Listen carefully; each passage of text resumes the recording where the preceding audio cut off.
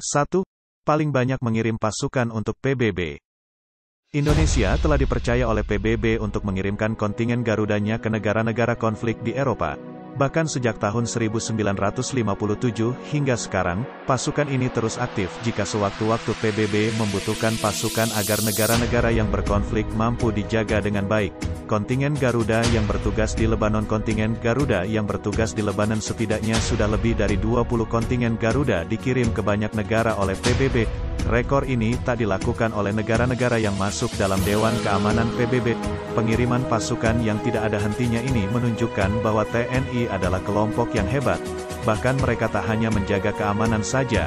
Para pasukan TNI ini juga mengenalkan budaya asli Indonesia kepada para penduduk setempat.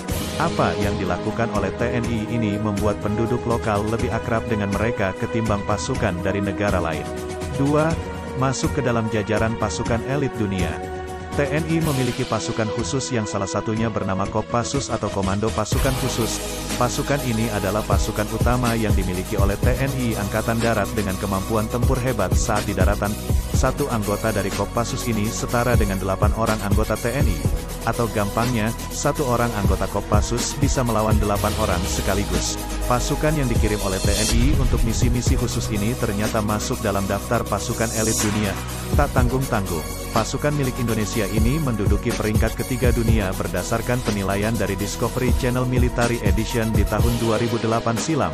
3. Pendaki pertama dari Asia Tenggara yang menaklukkan Gunung Everest. Orang Indonesia pertama yang mampu mendaki puncak tertinggi dari Gunung Everest bernama Asmujiono. Ia adalah salah satu anggota Kopassus milik TNI Angkatan Darat. Sekitar tahun 1996, anggota Kopassus ini mampu menancapkan merah putih dengan gagah di puncak tertinggi di dunia itu.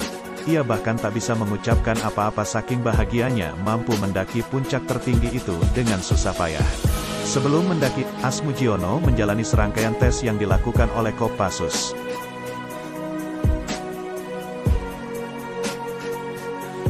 4. Juara umum lomba tembak antar negara. Semua orang pasti menjagokan Amerika sebagai negara yang unggul dalam hal militer. Namun hal itu akhirnya kandas saat pasukan TNI mengalahkan negara hebat ini dalam AASAM 2015 di Australia. Saat kompetisi ini terjadi, Indonesia mampu menyabet 30 medali emas, 16 perak, dan 10 perunggu. Sementara itu pasukan dari Amerika hanya mendapatkan 4 medali emas, Inggris 3 emas, dan Australia 5 emas. Kehebatan Indonesia ini akhirnya membuat banyak negara jadi iri. Bahkan senjata yang dipakai pun ingin dibuka komponennya. Banyak negara tidak mengira jika Indonesia bisa sehebat ini.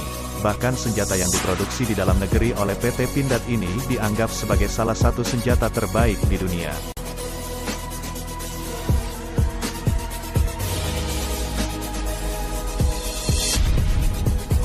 Lima, latihan keras adalah modal segalanya.